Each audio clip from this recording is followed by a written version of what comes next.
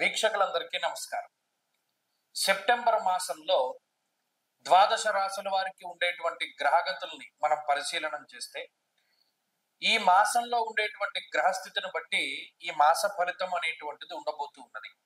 ఈ మాసంలో ఒక ప్రత్యేకమైనటువంటి గ్రహస్థితి ఉన్నది. ఏమిటి అంటే 14, 15, 16, 17 తారీఖుల్లో వరుసగా గ్రహాల యొక్క సంక్రమణ ఉన్నది. గత మాసంలో అంటే ఆగస్టు మాస ఫలితం మనం చెప్పలేదు. ఏమంటే చాలా మంది అడిగారు ఆగస్టు మాస ఫలితం ఎందుకు చెప్పలేదు అంటే, జూలై నెలలో ఉన్నటువంటి గ్రహ సంపత్తి, ఆగస్టు నెలలో ఉన్నటువంటి గ్రహ సంపత్తి ఆల్మోస్ట్ సిమిలర్. ఒక్క రవి గ్రహం మారారంతే.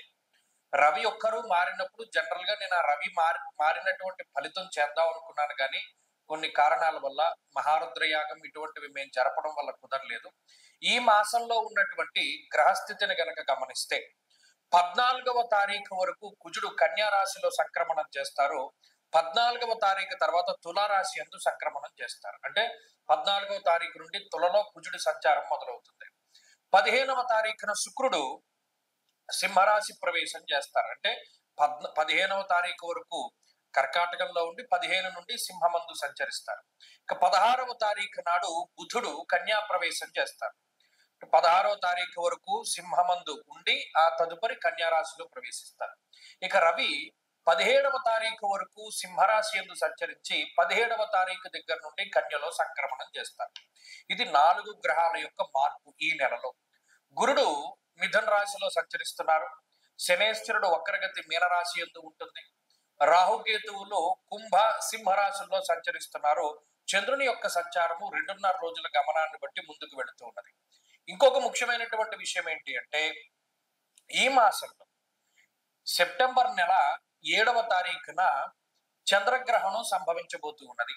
ఇది రెడ్ మూన్ అని, భయంకరమైన విపత్తులు వస్తాయని, అనేక రకాలైనటువంటి సమస్యలు వస్తాయని ముఖ్యంగా కొన్ని రాసుల వారిని అయితే భయపెడుతూ ఉన్నారు. దీని గురించినటువంటి పూర్తి వీడియో మనం త్వరలో చేసుకుంటాము. అయినప్పటికీ ఈ గ్రహణము కుంభరాశి యందు సంక్రమిస్తుంది అనేటువంటి విషయాన్ని దృష్టిలో పెట్టుకోవాలి. కుంభరాశిలో శతభిష పూర్వభాద్ర నక్షత్ర సంధిలో ఈ గ్రహణం ఏర్పడుతోంది. దాని ప్రభావం కూడా మిగతా ద్వాదశ రాశుల మీద కూడా పడుతుంది. అంటే సాధారణంగా నెలలో ఉన్నటువంటి గ్రహ సంపత్తి కాకుండా ఈ గ్రహణం తాలూకు ప్రభావం కూడా ద్వాదశ రాశుల మీద కూడా పడుతూ ఉంటుంది. కాబట్టి ఈ నెలలో మనం గ్రహస్థితిని పరిశీలించేటప్పుడు ఈ విషయాలన్నింటినీ కూడా మనం దృష్టిలో పెట్టుకోవాలి. కన్యా రాశి వారికి సెప్టెంబర్ మాస ఫలితాలను కనుక మనం పరిశీలన చేస్తే, రవిగ్రహం 12వ స్థానమందు జన్మ రాశి యందు పూర్తి స్థాయిలో వ్యతిరేకంగా ఉంటారు. ఇది ఒకటి. జన్మ కుజుని యొక్క దోషం పోతుంది. ఇది చాలా మంచి విషయం. ఎప్పుడైతే జన్మ కుజుని యొక్క దోషం పోతుందో, అంటే జన్మ రాశి యందు క్రూరమైనటువంటి గ్రహాలు తప్పుకుని మిగతా స్థానాలకు వెళతాయో, అది తనుస్థానం చంద్రలగ్నం కాబట్టి మానసికమైనటువంటి శారీరకమైనటువంటి స్థితిగతులను తెలుపుతుంది. కాబట్టి ఆ రెండిటికి సంబంధించినటువంటి ఇబ్బందులు తొలగిపోతాయి. ముఖ్యంగా జన్మకుజుడు చాలా పీడించేటువంటి గ్రహం. గత 48 రోజులుగా కన్యా రాశి వారికి మానసికంగా శారీరకంగా నిలకడలేనటువంటి స్థితికి ఆయన కారణమవుతూ భౌతికంగా చాలా ఇబ్బంది పడుతూ ఉన్నారు. భూమికి సంబంధించినటువంటి భూమి ఆధారితంగా జీవనాన్ని సాగిస్తూ ఉన్నటువంటి కన్యా రాశి వారి మీద చాలా కర్కశంగా ఆయన ఫలితాలను ఇచ్చాడు. అంటే ఇప్పుడు చూడండి, కొంతమంది రియల్ ఎస్టేట్, లేదు వ్యవసాయము, లేదు కొంతమంది చేపల చెరువులు, రొయ్యల చెరువులు, లేదు కొంతమంది ఈ ఇల్లు కట్టి అమ్ముతూ ఉండడము, లేదా మైనింగ్, ఇలా ఏవైతే భూ సంబంధమైనటువంటి సంపద ఉన్నదో అటువంటి వారిలో ఎక్కువ ఇబ్బందులను కలగజేశాడు కుజుడు. ఇప్పుడు ఆయన తప్పుకోవడం కన్యా రాశికి మంచిది. అలాగే అనుకోనేటువంటి యోగం గ్రహణం రూపంలో పడుతుంది. ఇది గొప్ప రాజయోగాన్ని ఇస్తుంది. కన్యా రాశి వారికి ఊహించనటువంటి యోగాన్ని ఈ నెలలో ప్రసాదించేటువంటిది ఈ గ్రహణము. షష్ఠ స్థానమందు గ్రహణం పట్టడం పూర్తి యోగాన్ని ఇస్తుంది. చిన్న చిన్న చీడపీడల దగ్గర నుండి అతి తీవ్రమైనటువంటి సమస్యల్ని ఒక్కసారిగా తీసేస్తాడు ఈ గ్రహణ సమయంలో ఉండేటువంటి గ్రహస్థితి. కాబట్టి ఆ గ్రహణం చాలా మంచిది. అలాగే శనేశ్వరుడు మిశ్రమమైనటువంటి ఫలదాత, వక్రంలో ఉన్నారు కాబట్టి అంత ఇబ్బంది పెట్టరు.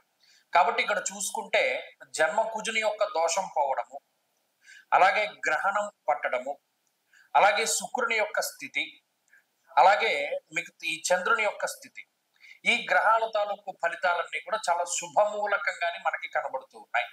కాబట్టి గత 2 మాసాలతో పోల్చుకుంటే కన్యా రాశి వారికి ఎదుగుదల అనేటువంటిది కనబడుతుంది. అయితే ఇదేదో సినిమాలో చూపించినట్టు, అంటే రాత్రి తెల్లవారుజామునే మనకి ఏదో మారిపోతుంది, ఓవర్ నైట్ లో ఏదో జరుగుతుంది అన్నది కాదు. మీరు గమనించండి, 14వ తారీఖు వరకు జన్మకుజుని యొక్క దోషం ఉన్నది. 14వ తారీఖు దాటిన తర్వాత కొంత ఉపశమనం ఉంటుంది ఖచ్చితంగా, ఏదో ఒక రిలీఫ్. రవి బలం లేదు, 12, 1 స్థానాల్లో సంచరిస్తున్నారు. రవి ఎక్కువగా ఓవర్ టైం పనిచేసేటువంటి విధంగా ఆయన కొన్ని అవకాశాలని మనకి ఇస్తూ ఉంటాడు. అంటే ఉదాహరణకి అనుకో, ఓ 8 గంటలు 9 గంటలు పనిచేయాలి సాధారణంగా, 10 గంటలు 12 గంటలు కూడా పనిచేయవలసి వస్తుంది. ఉన్నతాధికారుల యొక్క ప్రెషర్ అయి ఉండొచ్చు, లేదు మీకుండేటువంటి వర్క్ లోడ్ అయి ఉండొచ్చు. కాలాన్ని అతిక్రమించి భోజనం చేస్తూ, అనుకోని ప్రయాణాలు చేస్తూ, ఎక్కువ సమయం పనివేళల్లో గడుపుతూ, శరీరాన్ని కష్టపెట్టుకుంటూ ఈ రాశి వారు ముందుకు సాగవలసినటువంటి పరిస్థితులు ఉన్నాయి. ఇక్కడ ముఖ్యమైన విషయం ఏంటి అంటే, కష్టానికి తగినటువంటి ప్రతిఫలం దక్కుతుంది. ఇది మంచి విషయం. మీరు ఎంత కష్టపడ్డారో అంతకి ప్రతిఫలం దక్కుతుంది. ఇది చాలా మంచి విషయం. కాబట్టి అది ఒకటి మనకి పాజిటివ్ గా ఉన్నది. ఇక కుజుని యొక్క దోషం తొలగిపోయినప్పుడు ఇందాక మనం చెప్పుకున్నటువంటి రంగాలన్నింటిలోనూ కూడా అభివృద్ధి ఉంటుంది. ముఖ్యంగా సివిల్ సర్వీసెస్, అడ్మినిస్ట్రేషన్, రక్షక భటులు, న్యాయస్థానాలకి సంబంధించినటువంటి వారు ఎవరైతే కన్యా రాశి వారు ఉన్నారో వారిలో ఎదుగుదల ఉంటుంది. కాబట్టి అటు ఓవరాల్ గా చూసుకున్నప్పుడు ఒక 50% శుభ ఫలితం, 50% అశుభ ఫలితం. 50% కూడా ఈ కుజ దోషం పోవడం, రవి దోషం ఉన్నా కూడా గ్రహణం వల్ల ఏర్పడినటువంటి మనకి ఒక దాన్ని అదృష్టంగా భావించవచ్చు. కాబట్టి ఈ రాశి వారికి ఈ మాసంలో ఎదుగుదలే ఉన్నది. మరిన్ని శుభ ఫలితాలని ఆశించడానికి ఎక్కువగా ఈ రాశి వారు సుబ్రహ్మణ్యారాధన చేస్తూ ఉండాలి.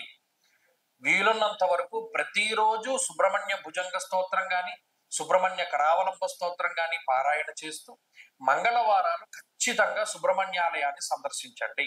అక్కడ జంటపాముల యొక్క విగ్రహానికి చక్కగా పాలాభిషేకం జరిపించండి. లేని పక్షంలో కనీసం దీపం పెట్టి సుబ్రహ్మణ్య స్వామి వారి యొక్క దర్శనం చేసుకోండి. ఖచ్చితమైనటువంటి ఎదుగుదల ఉంటుంది. స్వస్తి.